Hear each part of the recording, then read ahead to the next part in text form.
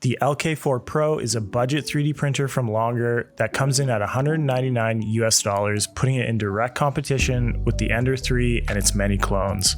It has a build volume of 220 on the X and Y and 250 on the Z, with a large 4.3-inch touchscreen and TMC 2208 stepper drivers for silent operation. As I was unboxing this machine, I noticed it was very similar to a machine I used a few years ago, the AlphaWise U30. I had great results with that machine, so I was pretty hopeful for this one. The bed on this machine is a polycarbonate textured sheet adhered to glass. I haven't used this style of bed in some time, and I made the rookie mistake of setting my first layer a little too low. Luckily, I had an extra coated glass bed to replace it.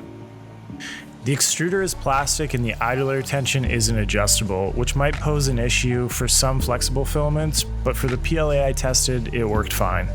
The power supply and main board are housed on the bottom of the machine, where there's quite a bit of room thanks to these 70mm extrusion pieces used as legs. As you saw in the time-lapse portion of this video, the print quality is okay, although I had some jamming and under extrusion when using certain filaments, while others printed flawlessly. This could probably be fixed with a full rebuild of the hot end or a nozzle swap. I also had a fair amount of stringing on smaller parts such as the top of this vase, but it's easily removed with a lighter or a heat gun and could probably be eliminated with more retraction tuning. Overall, I think printers in this price range are decent machines provided you have the patience to tune and tinker with them, and this machine is a great option so long as you replace the outdated bed with either a flexible system or a coated glass one. Big thanks to Longer for sending this machine in exchange for an honest review. If you're interested in this printer, I'll leave a link in the description where you can find out more.